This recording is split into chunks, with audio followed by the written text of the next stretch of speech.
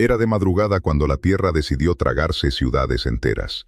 En cuestión de segundos, edificios de concreto de varios pisos se desplomaron como castillos de naipes, sepultando bajo toneladas de escombros a familias que dormían sin sospechar que aquella sería su última noche. El 6 de febrero, una serie de terremotos devastadores sacudió el sureste de Turquía y el norte de Siria, con una violencia que no se había visto en la región en más de 80 años. Los sacudones más potentes alcanzaron una magnitud de 7,8 en la escala de Richter, y las réplicas no dieron tregua durante horas. Las cifras de víctimas mortales superaron las 40.000 personas en pocas semanas, aunque las Naciones Unidas advirtieron que la cifra real podría sobrepasar las 100.000, porque los equipos de rescate, desbordados y sin recursos suficientes, seguían removiendo escombros semanas después del desastre. Las vibraciones fueron tan intensas que se sintieron en decenas de países, llegando incluso hasta Kazajistán y otras naciones de Asia Central. Pero lo que ocurrió después del terremoto resultó casi tan inquietante como la catástrofe misma. En lugar de hablar únicamente de placas tectónicas y fallas geológicas, una pregunta incómoda empezó a circular entre expertos, periodistas y millones de personas en redes sociales. ¿Puede un terremoto ser fabricado? ¿Existe un arma capaz de provocar una catástrofe natural sin dejar rastro alguno? La corteza terrestre en esa zona de Turquía había permanecido prácticamente inmóvil durante más de un siglo. Los sismólogos sabían que la región se encontraba sobre una falla activa, sí, pero la quietud acumulada durante tantas décadas hacía que un evento de semejante magnitud resultara cuanto menos estadísticamente improbable en ese momento preciso. Y sin embargo, ocurrió. La devastación fue tan absoluta que barrios enteros quedaron reducidos a montañas de polvo y varillas de acero retorcidas. Hospitales, escuelas, mezquitas, nada quedó en pie en las zonas más castigadas. El mundo envió ayuda humanitaria, los equipos de rescate internacionales se desplegaron contrarreloj y la tragedia ocupó las portadas de todos los medios del planeta. Pero detrás de las imágenes de destrucción, una narrativa paralela empezó a tomar fuerza. Pocos días después del desastre, Serdar Hüseyin Yildirim, director de la Agencia Espacial de Turquía, hizo una declaración que sacudió la opinión pública tanto como el propio terremoto. Yildirim no es un comentarista de redes sociales ni un teórico marginal. Es profesor universitario, inventor reconocido e investigador que, según sus propias palabras, participó junto a especialistas estadounidenses en el desarrollo de un sistema de armamento capaz de provocar terremotos, conocido internamente como Conjuro de la Tierra. Lo que reveló fue tan específico que resultaba difícil ignorarlo. Según Yildirim, existe un tipo de arma sísmica cuyos proyectiles se lanzan desde la órbita terrestre, desde satélites militares denominados Warrior. Se trata de barras metálicas simples, sin explosivos ni carga química en su interior, fabricadas con una aleación de titanio. Tienen una longitud de entre 8 y 10 metros, algo parecido a los postes de tendido eléctrico que vemos en cualquier calle. Estas barras se cargan en los satélites y se dirigen con precisión milimétrica hacia un punto específico de la superficie terrestre, siempre sobre una línea de falla tectónica donde se ha detectado acumulación de gases y energía subterránea. Al impactar, el proyectil penetra hasta 5 kilómetros en la profundidad de la Tierra, y ese impacto basta para liberar la tensión acumulada en la falla y desencadenar un terremoto de enormes proporciones. Lo más perturbador de esta versión es lo que viene después. No quedan pruebas. No hay residuos de explosivos, no hay radiación, no hay firma química.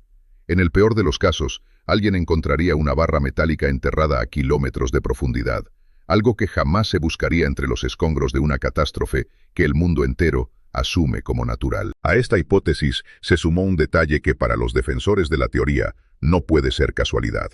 En los días previos al terremoto, 6 países occidentales cerraron sus embajadas y consulados en Turquía: Canadá, Francia, Reino Unido, Alemania, Países Bajos y Suecia. La explicación oficial fue una supuesta amenaza terrorista, pero la coincidencia temporal resulta como mínimo llamativa. ¿Sabían algo que el resto del mundo ignoraba?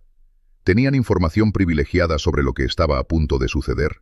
Los defensores de esta hipótesis sostienen que el cierre simultáneo de tantas representaciones diplomáticas justo antes de un desastre de esa magnitud no encaja con una simple alerta de seguridad rutinaria. Para entender por qué esta teoría ganó tanta tracción, hay que mirar el tablero geopolítico en el que se encontraba Turquía en ese momento. Para quienes siguen la política internacional desde América Latina, donde los terremotos son una amenaza constante y donde la interferencia de grandes potencias en asuntos internos no es ninguna novedad, el contexto resulta especialmente relevante.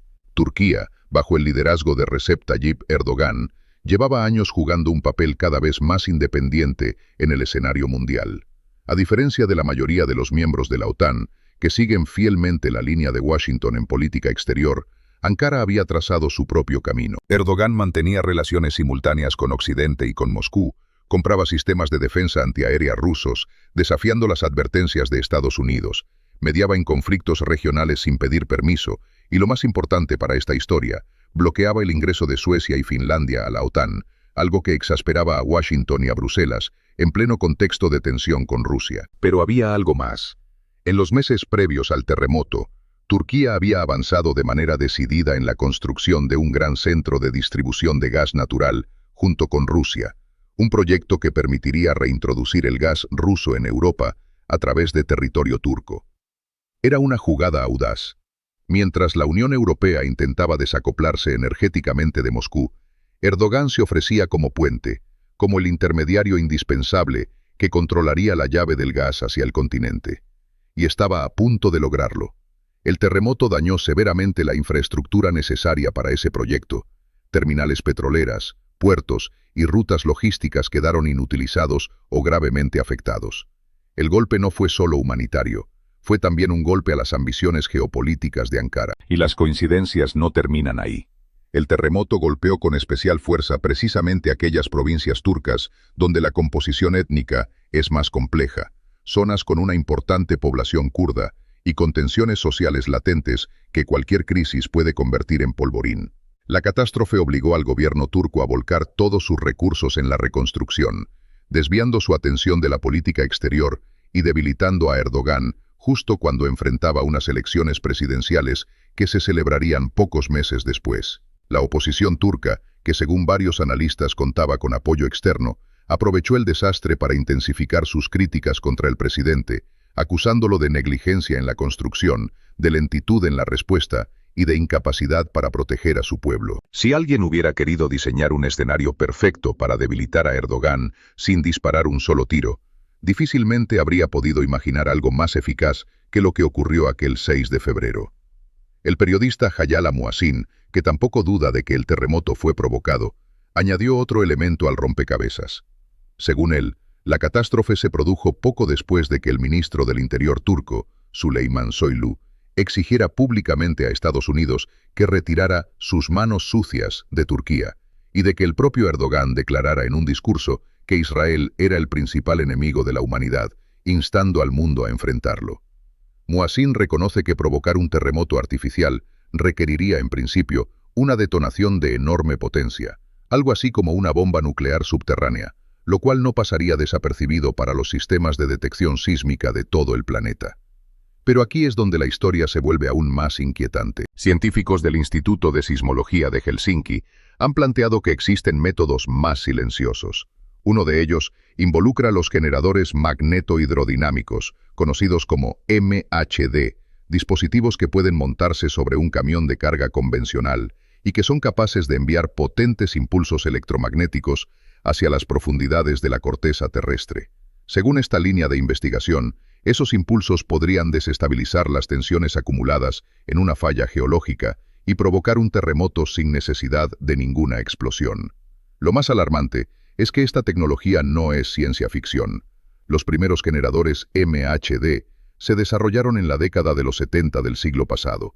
Los investigadores de Helsinki señalaron que esto podría explicar incluso el temblor registrado en Nueva York al día siguiente de la catástrofe turca, el 7 de febrero, interpretándolo como un posible eco del efecto electromagnético sobre la corteza terrestre. Otro testimonio que alimenta esta narrativa es el del general de ejército Leonid Ivashov, quien en diversas entrevistas relató los experimentos estadounidenses en el campo del armamento tectónico. Ivashov contó que, cuando era representante del Ministerio de Defensa ruso, le preguntó directamente a Alex Shlokombe, asesor del jefe del Pentágono, ¿Para qué desarrollaba Estados Unidos cargas nucleares de baja potencia diseñadas para penetrar profundamente en la roca? La respuesta fue que dictadores como Saddam Hussein se escondían demasiado profundo bajo tierra. Ivashov calificó esa explicación como absurda, argumentando que para eliminar a un líder escondido en un búnker no se necesitan armas nucleares. Para el general ruso, la verdadera razón era otra. El Pentágono llevaba años trabajando en el desarrollo de armas sísmicas capaces de provocar terremotos dirigidos. Ivashov fue más lejos aún y afirmó que Estados Unidos también investiga formas de alterar la trayectoria de asteroides, no solo como defensa planetaria, sino con el objetivo eventual de poder dirigir un cuerpo celeste contra un país enemigo.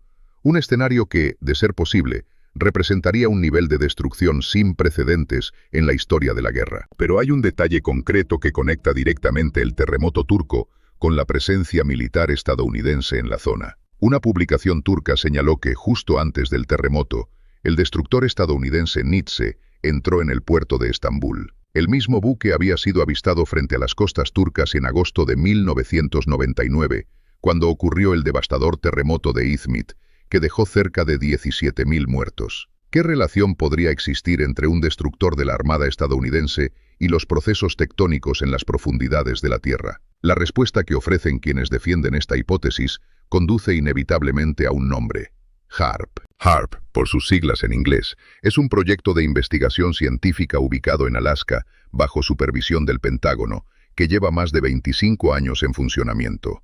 Oficialmente se trata de un complejo de antenas, transmisores y equipos diseñados para estudiar la ionosfera y las auroras boreales. Pero desde su creación, HAARP ha sido objeto de teorías que le atribuyen capacidades mucho más oscuras. La posibilidad de manipular el clima a escala planetaria y, lo que resulta más relevante para esta historia, la capacidad de provocar terremotos, sequías, huracanes e inundaciones a voluntad.